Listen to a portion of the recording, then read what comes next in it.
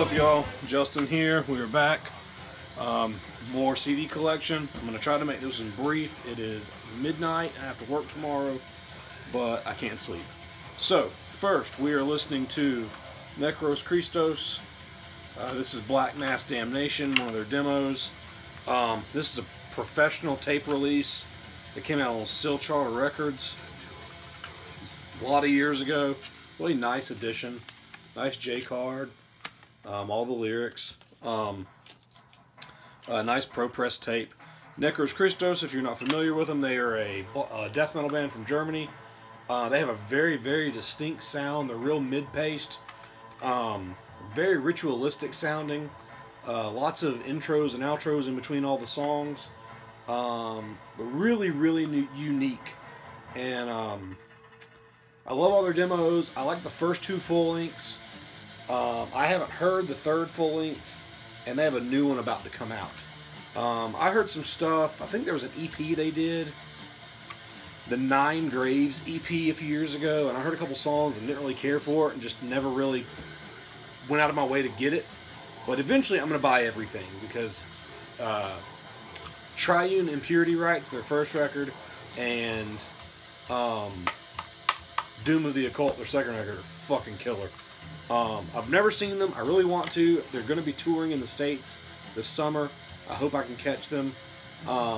Their former drummer, I used to talk to a lot. He really liked my band, and I liked his band. But Necros Christos, they're fucking sick. Check them out if you ever have a chance to. So, last video we finished the C's. So now we're going to get into the D's. And I have a short stack. So let's jump into them. First up is Dagger Spawn. This is a technical death metal record. This came out on Severed Records and Butchered Records. I got this in a trade from Severed many years ago. They are, I believe they're Russian or Ukrainian, somewhere along there. I don't really remember what this sounds like. I'll have to throw it in. I'll put a link in the description below. But I think this is less brutal and more technical, if I remember correctly. Next, we have Damnation with Triumph Through Spears of Sacrilege. Damnation was from Lebanon, which is not really a place that black metal bands come from. And they played extremely violent, over the top, kind of war metal, war black metal. This is the only thing they ever did.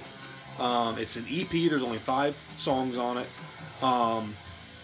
But it is just as extreme as it can fucking get. It just blisters all the way through.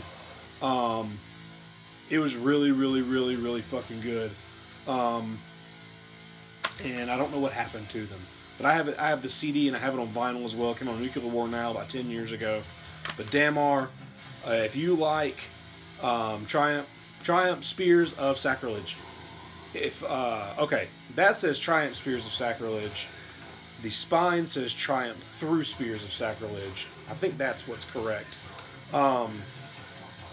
But if you like Conqueror, Revenge, Blasphemy, all that kind of, you know, black witchery, war metal, violent stuff, check out Damnation.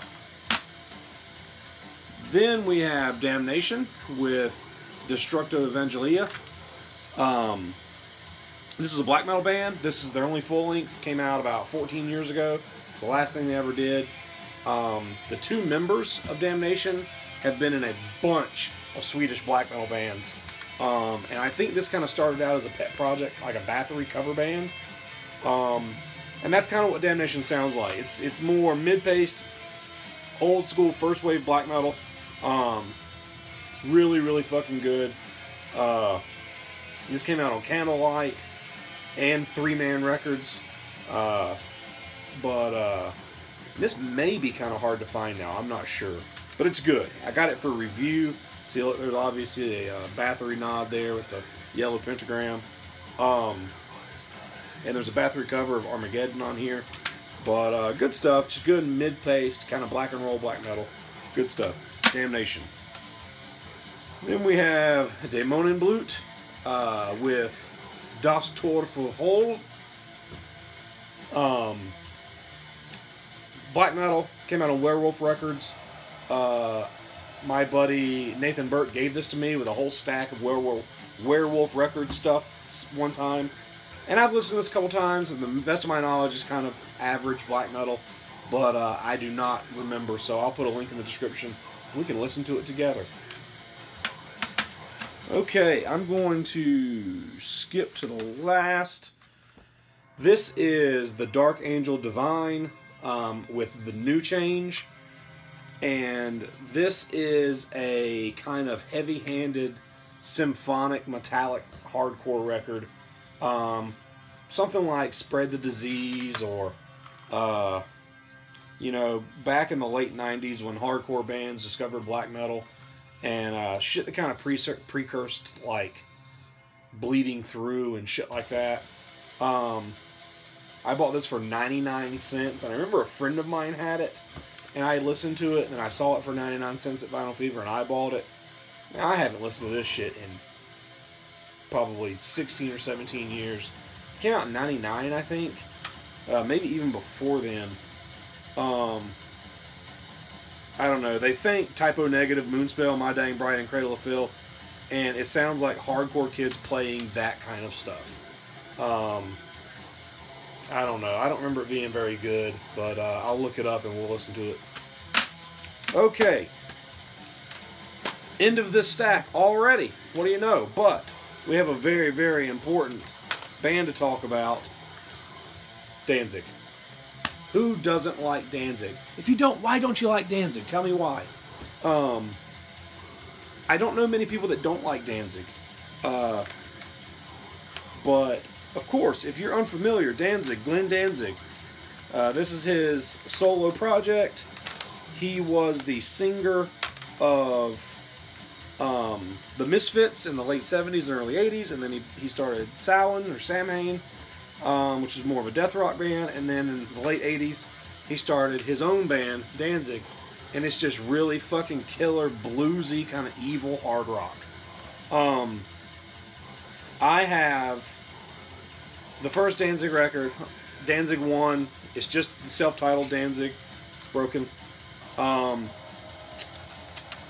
But I can't decide between the first 4 Danzig records. I pretty much like all 4 of them equally. They're one body of work to me. And then after Danzig 4 is when the three original members other than Glenn Danzig left the band, and they just went to shit for years and years and years and years. But Danzig 1 is fucking untouchable. Twisted Cain, She Rides, Am I Demon, Mother, The Hunter. There's so many just John Christ riffs on this thing are just fucking untouchable. If you like just dirty fucking sleazy blues riffs, lots of pinch harmonics, and you can't go wrong with Danzig 1. It's funny, I heard Danzig before I heard Samhain or Misfits. When I was 12 or so is when this came out. The Thrall Demon Sweat record. This is an EP that came out in 1993. When the first Danzig record came out, it did okay. And Mother was one of the singles from it. But there is a live version of Mother on this 5 years later that just catapulted them.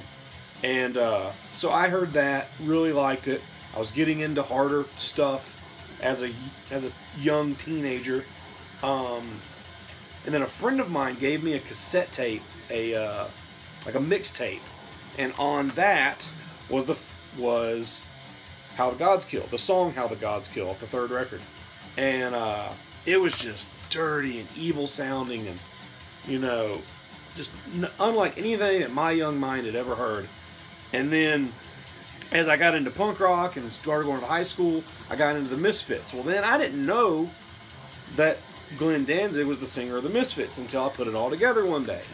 And I was like, oh, so I backtracked, got into the Misfits. They're one of my favorite bands, you know, 25 years later.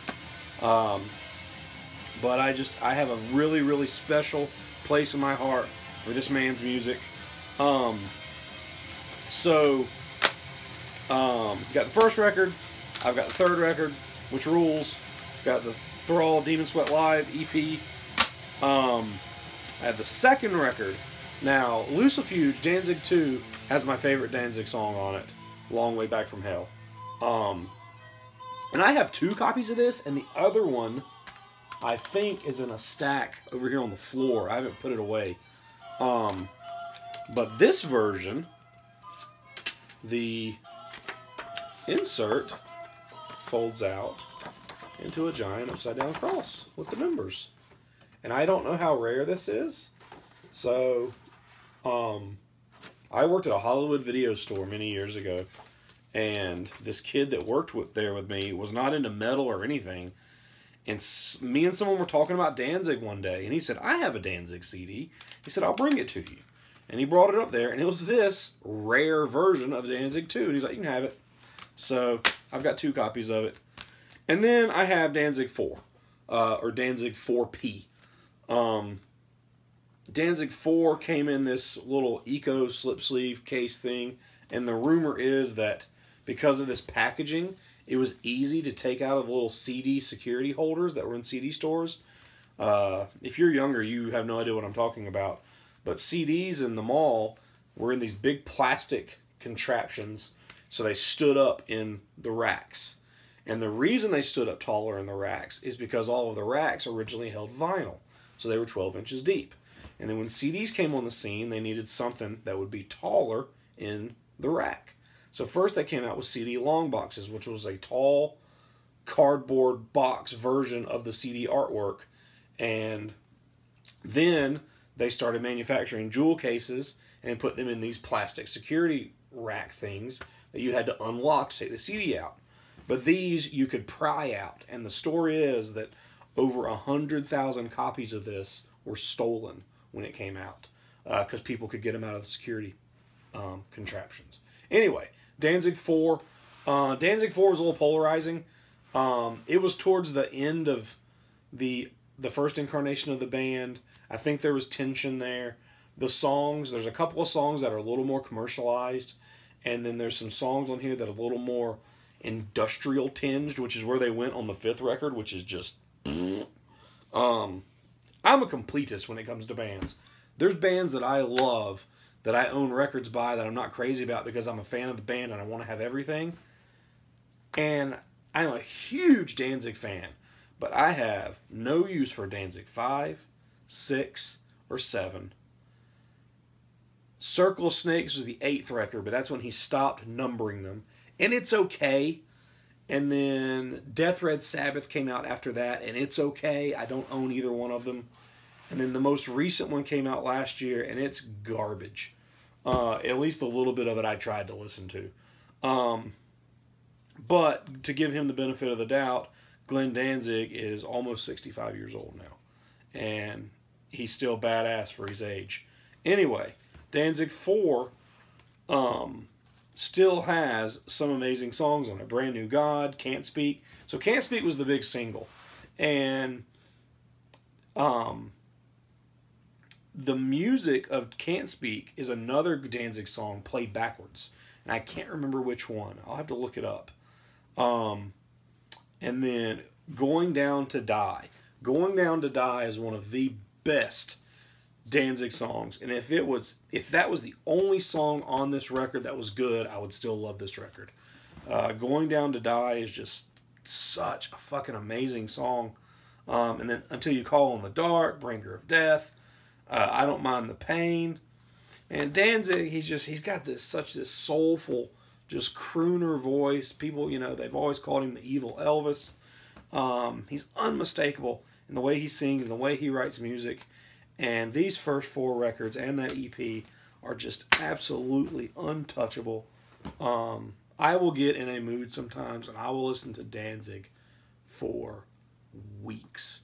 I will cycle through these 5 CDs for like 2 weeks at a time in my car, just over and over and over. Or I'll get stuck on one of them and I'll listen to How the Gods Kill like 11 times in a row. You just can't go wrong when it comes to Danzig with those first 4 records. And luckily, I got to see Danzig several years, about 8 or 9 years ago. And it was Danzig and his band now. I mean, there's no original members left. But it was still great. It was really, really fucking great. And maybe one day I'll see him again before he finally calls it quits. But I'll put some links in the description. We'll talk about these. If you don't like Danzig, tell me why. I want to know why. And if you do, let's talk about how much we like Danzig together. And these other couple of records I talked about. But keep commenting, keep liking, keep subscribing, keep telling your friends. And till next time.